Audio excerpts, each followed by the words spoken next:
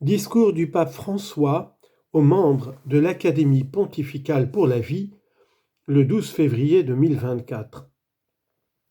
La question que vous examinez dans cette Assemblée générale est de la plus haute importance, à savoir celle qui permet de comprendre ce qui qualifie l'être humain.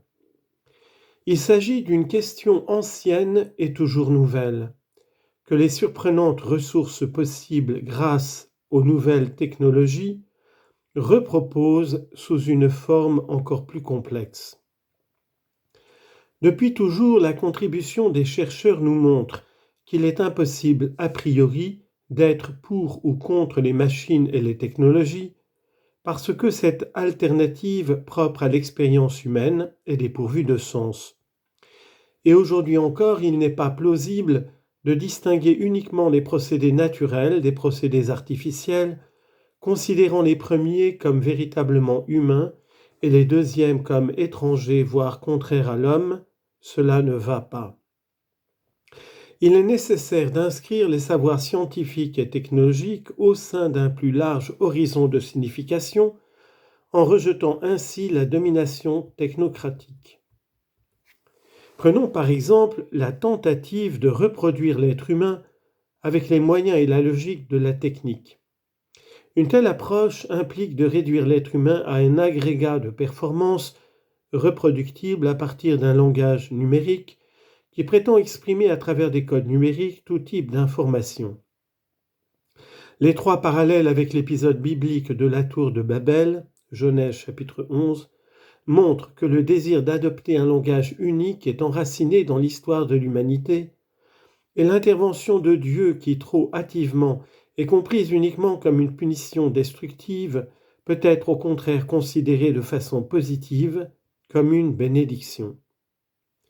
Celle-ci en effet exprime la tentative de corriger la dérive vers une pensée unique à travers la multiplicité des langues. Les êtres humains sont ainsi confrontés à la limitation et à la vulnérabilité et sont rappelés à respecter l'altérité et le soin réciproque. Bien sûr, les capacités grandissantes de la science et de la technique conduisent les êtres humains à se sentir protagonistes d'un acte créateur proche de celui de Dieu qui produit l'image et la similitude à la vie humaine, y compris la capacité du langage dont les machines parlantes semblent être dotées. L'homme pourrait-il alors infuser l'esprit dans la matière inanimée ? La tentation est insidieuse. On nous demande donc de discerner comment la créativité confiée à l'homme peut s'exercer de façon responsable. Il s'agit d'employer les talents reçus en évitant que l'être humain ne soit défiguré et que les différences constitutives qui ordonnent l'univers ne soient annulées. Genèse chapitre 1 à 3. Le devoir principal est donc de nature anthropologique et requiert de développer une culture qui, en intégrant les ressources de la science et de la technique, soit capable de reconnaître et de promouvoir l'être humain dans sa spécificité unique.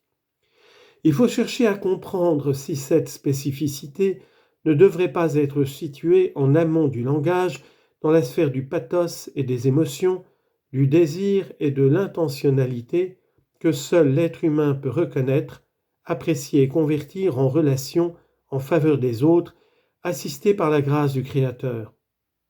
Un devoir culturel donc, puisque la culture façonne et dirige les forces spontanées de la vie, ainsi que les pratiques sociales.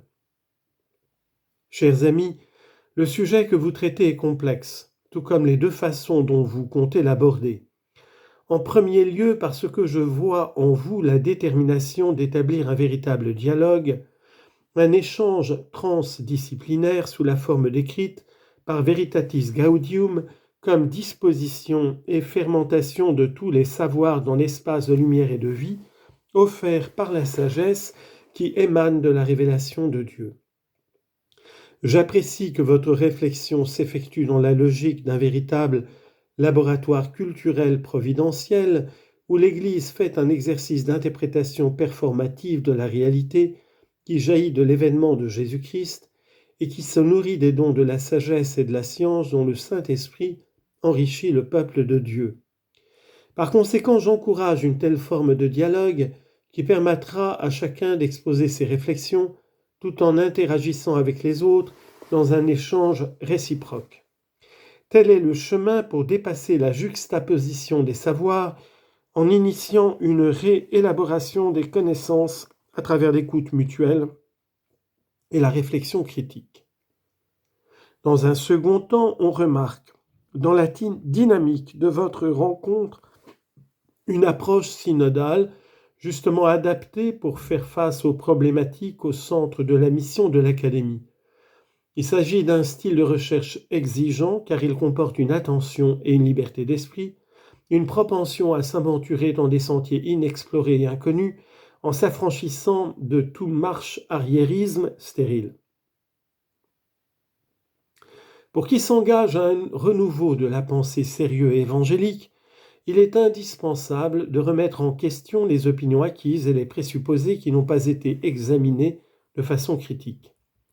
Dans cette lignée, le christianisme a toujours offert des contributions importantes en reprenant de chaque culture dans laquelle il s'est enraciné des traditions significatives qui y étaient inscrites en les réinterprétant à la lumière de la relation avec le Seigneur qui se révèle dans l'Évangile et en utilisant les ressources linguistiques et conceptuelles présentes dans chaque contexte. Un long et constant chemin d'élaboration qui requiert une pensée pouvant couvrir plusieurs générations, comme celle de qui plante les arbres dont les fruits seront mangés par ses enfants, ou de qui construit des cathédrales qui seront achevées par ses petits-enfants.